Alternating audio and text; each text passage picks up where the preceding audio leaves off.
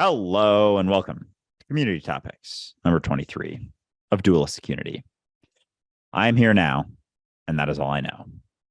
Anything beyond that, can't really be sure of, and what that even means, I can't really be sure of. But I think that's where the fun happens, is understanding that that is the extent of what I know. And what that means is going to differ for everyone, depending on how much they know. That's all they know. Everything outside of that kind of cuts them off from recognizing that as clearly as you possibly can, and everything that comes with that recognition that I'm just here now. And I don't care how well I'm doing on that trajectory, just that I am doing on that trajectory. And I think that's really important to understand. Like, it's so very tempting on the road to understanding that you are already what you want to be, to stop at any point in that road and go, but how am I doing? Because then immediately your brain creates a story and a narrative that evaluates your progress, compares it to what it assumes about everybody else. And now you are back in the fiction of how you think you're doing rather than in the doing, which is where all of your progress starts to get slowed down or even stopped. Sometimes you'll even slide backwards, depending on how much you commit to that narrative of how you're doing. And that will always be there. That temptation to solve that sense of uncertainty will always be there, because your brain is always trying to figure out who you are, what's going on, what's going to happen next. And all of that is trying to help you survive. But in doing so, it's building a protective shell around you that becomes your prison and stops you from continuing on with your journey. That all said, Community Topics number 23. Always blows my mind how quickly these go by. This week's topics, as voted on by our fantastic community, are spiritual psychosis and self-discipline. I like the fact that these two topics ended up being the top voted topics this week, because they fit together actually really well. And we're going to get into that a little bit more. I want to talk about spiritual psychosis specifically, because there's a lot of similarities between spiritual psychosis and quote unquote awakening, to the point where psychology actually doesn't see a difference, because they're not actually that far off. And what I mean is that spiritual psychosis or mystical psychosis, or even a spiritual awakening, they all have this one part of it, which is the unification with everything around you and the breaking down of conceptual walls. So it's very difficult to tell the difference between spiritual psychosis and a genuine awakening, because they're the same thing to a point. And it's important to understand that. What makes the difference is what you do in that moment with what you're seeing. And they will say this about the difference between spiritual psychosis and a spiritual awakening, that the spiritual psychosis is the development of a toxic ego in the awakening process, whereas awakening is the development of yourself, not your idea of yourself, but your sense of self as the here and now. So spiritual psychosis is essentially like any other psychosis. It's thinking that your thoughts, that the narrative that your brain is creating is the truth. And the danger there is that it feels really good because it solves that problem of uncertainty. And that's where the temptation to dive deeper into that narrative comes from. And that's the beginning of spiritual psychosis. So I won't go any further for now. I'm going to pass it to Andrew. Yeah, this is a very interesting one. And I like that we started out with how similar they are and how close they are, because that illusion, that idea of yourself that runs rampant in our society, taken as truth, can still infiltrate something that apparently allows you to let go of that, to see yourself in more things. It can still arise in that, even if you have, a split second or a moment of recognizing that you're not what you think you are. The next moment you can identify as someone who recognizes that they're not what they think they are. And that's where the danger comes in. That's why when we say, always staying on the ball, like always towing that line, it's not the sort of effort-based, egotistical way of staying on the ball is typically portrayed. It's just always understanding that identity can arise and be taken as truth in any situation. So you have to be mindful of the brain's desire to attach to certainty, especially regarding the idea of you. And so spiritual psychosis is a way in which, despite recognizing maybe something a little bit deeper, maybe, awakening to a degree, it's a desire for us to be certain about what that means and to be certain about what reality is and how we fit into it. And so we build this narrative about ourselves that understands reality. We get things more deeply than other people. And so it's still in this world of ego and comparison, desire for control, desire for certainty. It just has a, prettier coding that kind of sounds like what we talk about. But as long as there's you doing it and it means something about you, it gives you value, and therefore may diminish your value when someone questions it. And that's why, the defense mechanisms come up. The teal swans get super defensive when they're questioned in that way, because she's experiencing spiritual psychosis. She's recognizing things, sure, but it's her recognizing them, as opposed to being willing to let go of that, opposed to being willing to let go of the newer, prettier prison that they're existing within. They see it as doing something differently when it's just the same type of thing as being very lost in your ego and the perception of division. It's very similar to that. It's just, expressed a little bit differently. That just sounds a little bit more similar to a more genuine awakening. Absolutely. I would even go so far as to say spirituality is psychosis as it's normally practiced, because it becomes another narrative. It becomes another interpretation that we attach to and we identify with and we hold on to for a sense of certainty, rather than coming back to the reality of it's just you here now, experiencing something that is reflective of you here now, which is far more profound when you have the ability to take that in without settling on an answer just for the sake of false certainty. But this is it, is that often what happens, because reality is so much, and because we are taught to rely on the ego as a way of controlling that sense of uncertainty that goes with reality, we are almost primed for escapism. It doesn't matter what that escapism might be. It could be religion, it could be politics, it could be the way you dress, it could be how much money you have. One way or another, you're looking for a way to escape reality into an idea of yourself.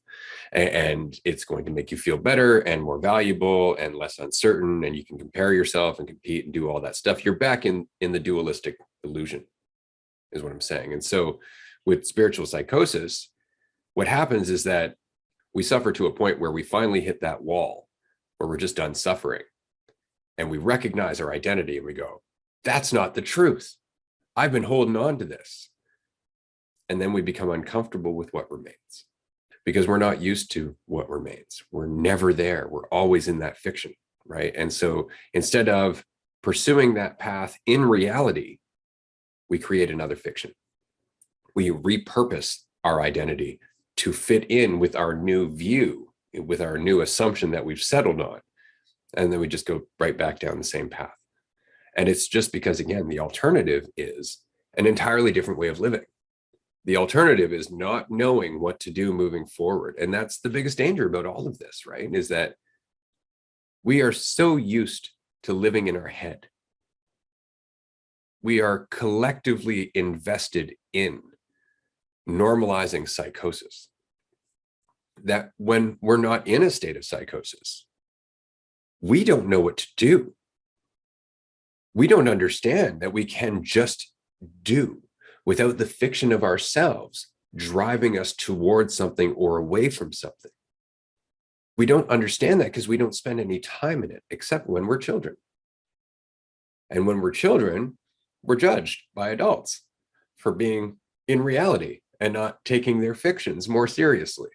And so we learn to take their fictions more seriously, and then we take our own fictions more seriously, and we grow up in that system. And eventually it comes to the point where even when you have a moment of clarity that your fiction is just a fiction, you create another fiction about recognizing that. Yeah, we talk about this all the time, but a society that's so lost in illusions and beliefs and narratives, thinks that not having one is a belief. And so when people may recognize this, letting go of their attachments, recognizing that concepts are never the truth, as much as in the situation where someone doesn't hold on to any beliefs and it's believed to be a belief, letting go of the idea of yourself, you immediately think that must mean something about you.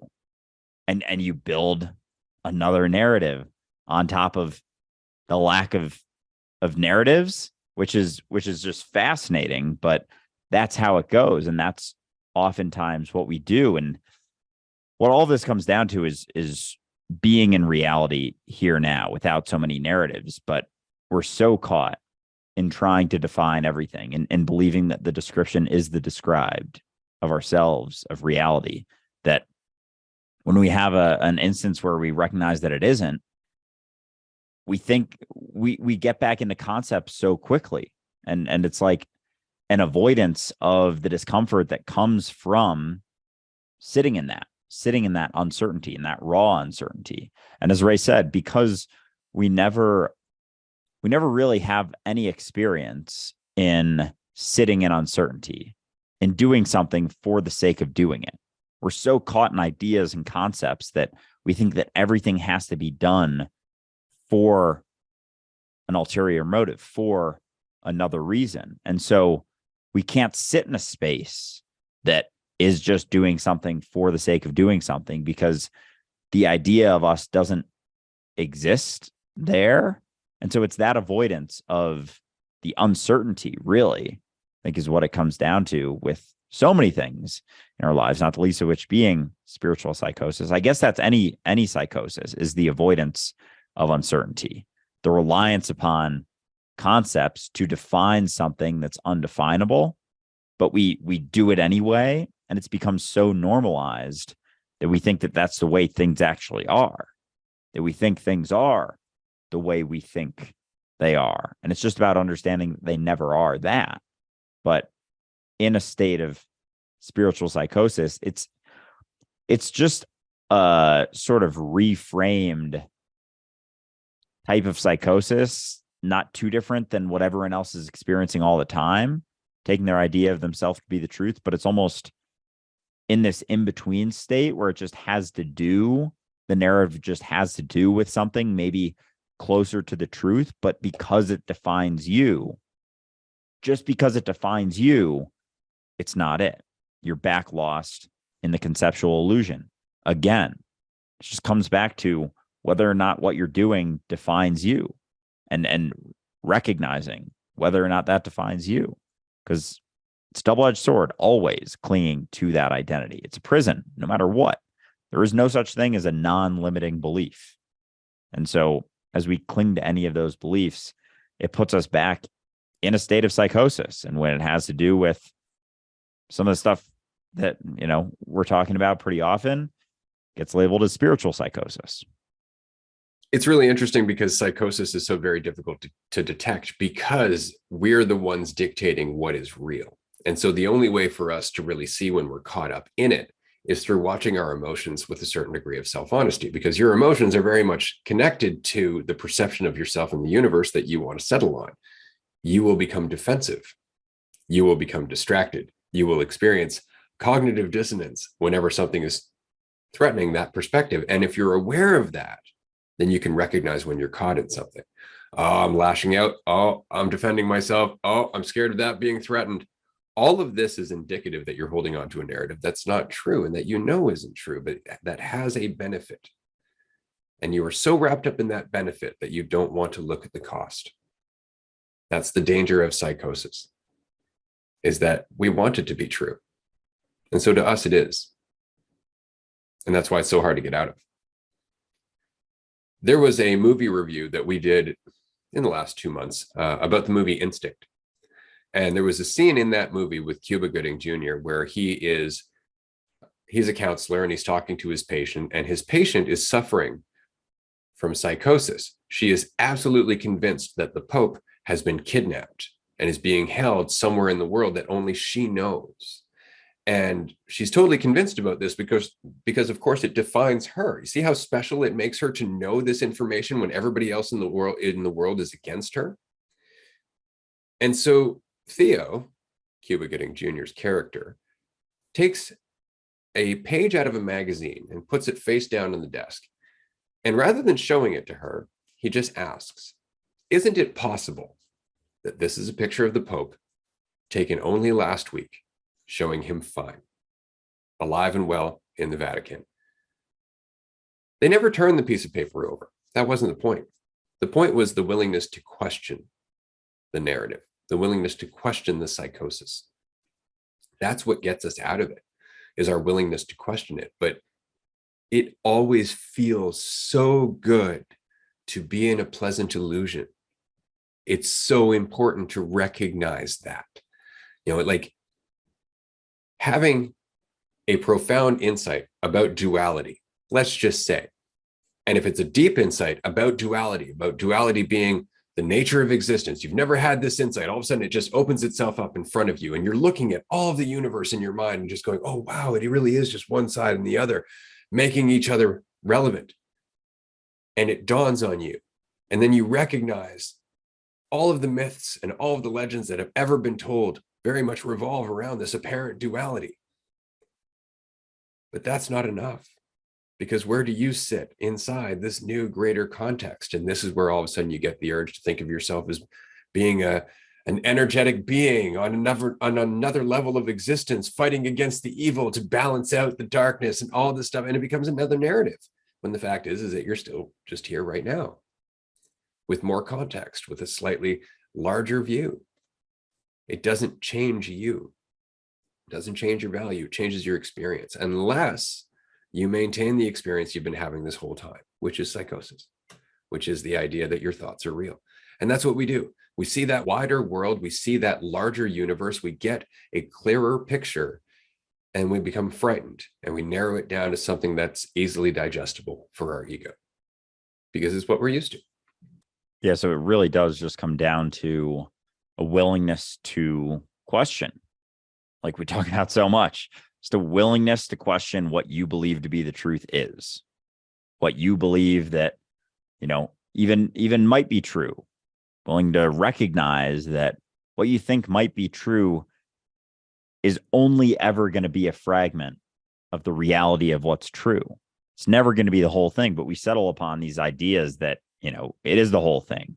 And we've gotten to a point in our society where people just defend belief, not even any specific belief, but just the idea of belief that allows us to stay in our comfortable illusions. Because even if someone isn't super religious, but they still have certain beliefs about the idea of themselves, and I'll chat to them or chat with them about religion, and they'll get on the very much the defensive side of religion, because they're defending the ability to be lost in an illusion. And it's just about recognizing that none of them are the truth, including the one about you. But if you have a more comfortable illusion that you're existing within, you're not going to want to question that as much. And so when you get to a place of feeling a lot better about yourself than you used to, and you're feeling very spiritual and connected and all that, and you're not willing to question that, it will inevitably lead to a state of psychosis. And going beyond that, even because our society is so wrapped up in illusions, we almost don't even recognize that it's possible to live outside of it. We really don't.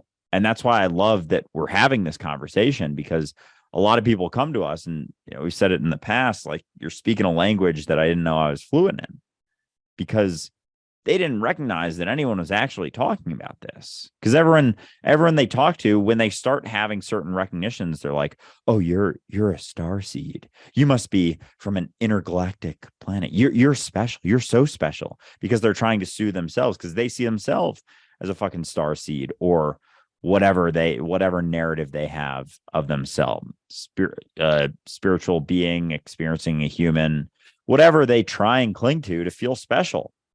That's what it comes down to. Everyone wants to feel special, And so they're clinging to illusions, not recognizing that the letting go of them and recognizing the truth of what you actually are doesn't exist on a pedestal, but it's all the pedestals. It's not about being on one that you build and fear getting torn down on. No, you're all the fucking pedestals. You're all of them, but you got to be willing to let go of the narrative, of the belief, of the thing that cuts you off from recognizing that you're all of them. Because that's where the freedom lies. That's where the peace truly lies. Everything else, just a sad second place, but we don't see the reality of what actually goes beyond, as we let go of the false certainty that comes with clinging to the idea of ourself. We don't know what that's like. No one's talking about it, but we are. And so I think that'll give people who may be close to spiritual psychosis an opportunity to recognize that that's not something they have to do, because not everyone's doing it. It's interesting, right? In embracing that we're nothing, we start to recognize how much we're everything. But until then, we're only something, because that's all we're thinking we are. So it really does cut us off. And that goes into our next subject, actually, in terms of self-discipline, because this is something I've spent a lot of time thinking about over the years, because discipline is such an interesting subject. Because on the one hand, you can look at it as commitment. On the other hand, you can look at it as self-defining, where you're actually doing the David Goggins thing, where, yeah, you push yourself, but you also shame yourself if you're not doing that. And so for me, discipline is not that. That form of discipline is very egotistical and contributes to that state of psychosis. So if we're talking about self-discipline in regards to psychosis, the real discipline is continuously knocking yourself down.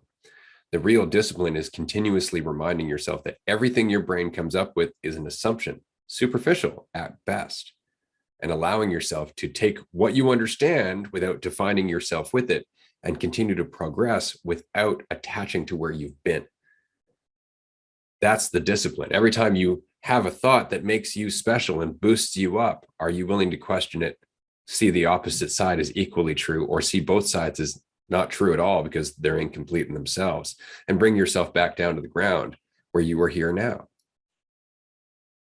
That's the only real discipline. And it's something that Andrew and I have been talking about for 4 seasons. I've been trying to communicate this, that you're either committed to your path or you're not. Nobody can tell you how to be. Nobody can make this meaningful for you. Nobody can decide that you're done with suffering except you.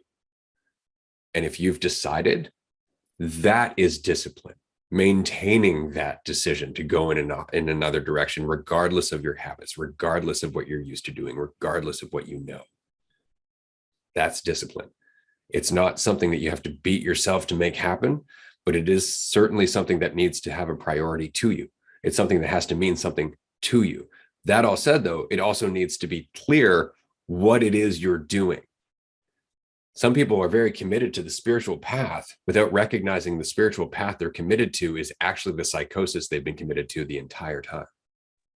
Yeah, it always needs to mean something to you. And I think the only shift is what that thing is. Is it reinforcing the prison that you don't see is there, or is it being free? And so when it comes to the typical mainstream discipline, it's like, why are you doing that? What are you doing it for? Are you doing it to build the idea of yourself? If so, that's only reinforcing the illusion. Again, but if you actually take discipline for a letting go of yourself, for recognizing that you're never what you think you are, there's just a constant state of questioning. Like self-discipline really just comes down to being willing to question yourself, no matter how uncomfortable it gets. That's self-discipline, is the willingness to question that self that you thought for so long you were using discipline to reinforce, to solidify. And so it's funny how self-discipline can be taken, and like with everything, both ends of the spectrum. Basically, people can, depending on how you see yourself, which is what informs everything that you do is how you see yourself. So, of course, self-discipline is going to be informed based on how you see yourself and have completely different needs and desires and outcomes based on how you see that self. And so I think it's very important to understand that as you have this discipline for the idea of yourself, it's not only that you're never what you think you are, but you're also basically everything that everyone else thinks you potentially might be. Like having that, we talked about that earlier today, that, yeah, it's great letting go of the idea of you, but also having the wherewithal and the willingness when someone puts you down to say, oh yeah, I could see that.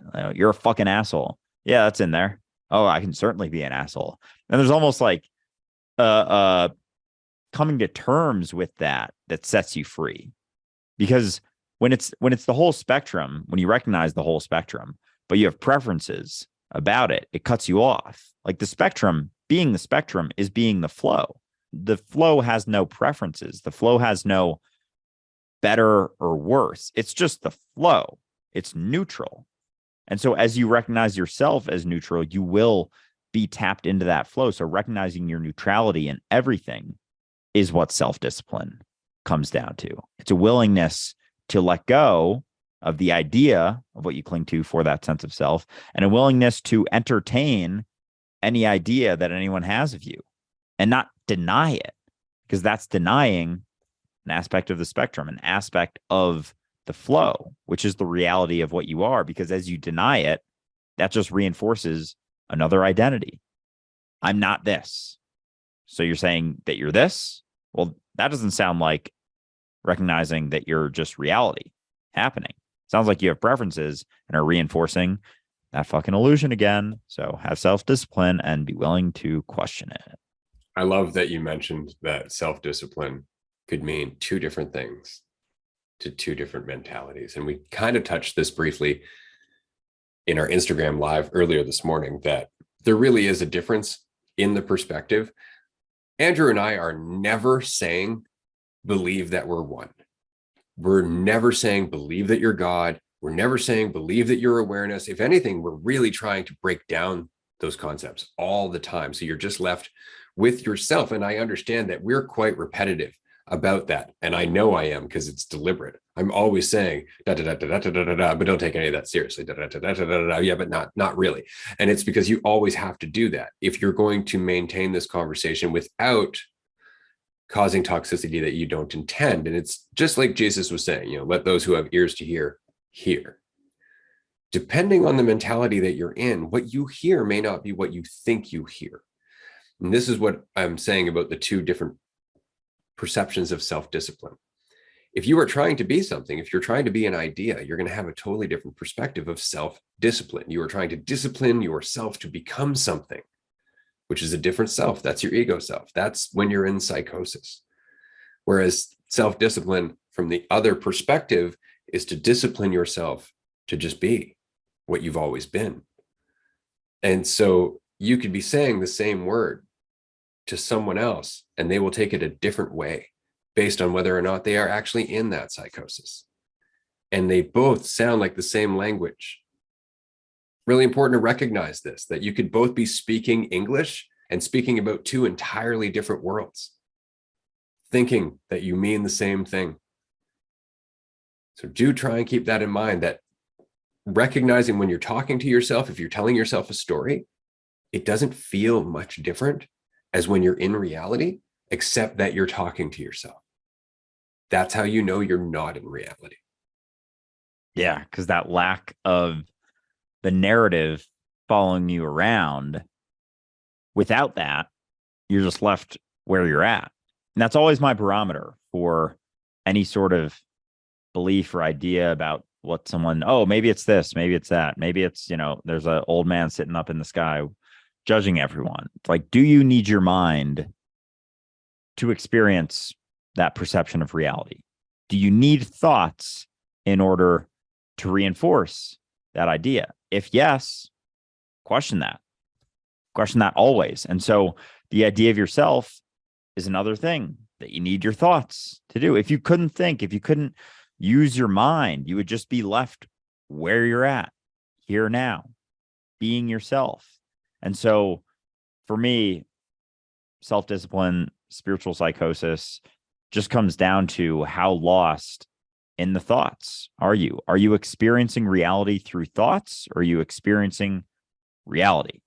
Because if you're experiencing reality through thoughts, experiencing your idea of yourself through a perception, through a narrative, through something that can be built up or torn down, you're in a state of psychosis.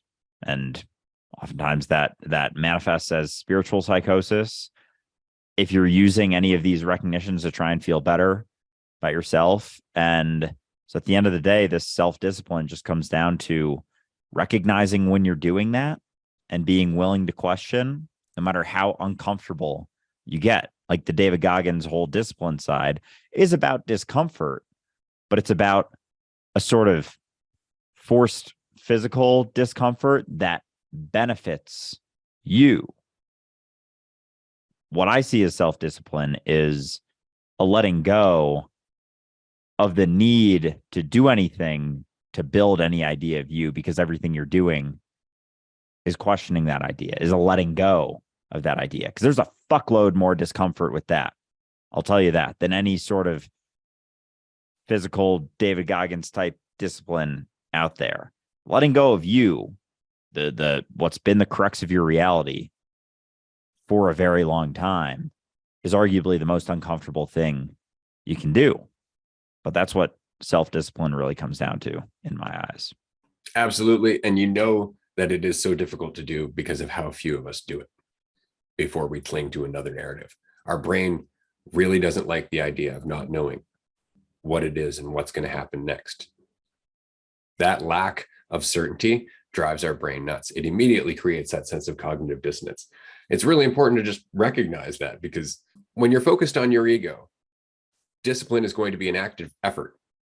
It's going to be something you're going to struggle with. When you recognize that self-discipline is allowing yourself to be what you are, then discipline becomes relaxation, which in my opinion is the best kind of discipline, which is the point I was trying to make earlier. Our typical view of discipline comes from a mentality of control, not understanding. It seems like a simple solution. You just got to push harder, just got to focus more. But how much of yourself are you losing in that process? How much processing are you not able to do simply because you're focused on an illusion that is driving you to be quote unquote disciplined, rather than just be yourself? Because then it has a priority to you. Then it means something to you. And if something means something to you without it coming from a sense of lack, nothing's going to stop you. Which is very much why dualistic unity is the way it is. It's why we do this as often as we do. Not because we're disciplined, because it means something to us. And you could say, wow, that's really disciplined, but we're not trying to be anything. That's why this keeps going. So it's counterintuitive, as always. That all said, I think that's the end of community topics number 23. I think we did a good job of covering both of these topics. I understand there is a lot more that we could have went into when it comes to spiritual psychosis. We could have talked about mind-altering substances and their role in that. But in all honesty, it doesn't matter how you get to that state of spiritual psychosis. It matters what you do when you're in it. So we wanted to just cover that today. Self-discipline as well. I'm glad that we managed to cover that at the same time, because they really do tie together. It really is up to you whether you live in an illusion or not. Just understand that. But that all said, thank you so much for joining us, Andrew. Unless you have anything you'd like to toss in here at the end. Just that was a fun one. I had no fucking idea that any of that self-discipline stuff was going to come up where we ended up taking that. But because when we started, I was like, I know Ray said he sees the connection here. I don't.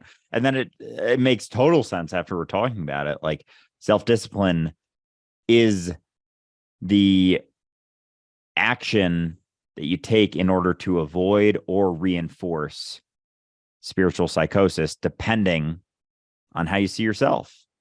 You know, it can reinforce the illusion, or it can allow it to be let go of. So have self-discipline, let go of those fucking illusions. Beautifully said.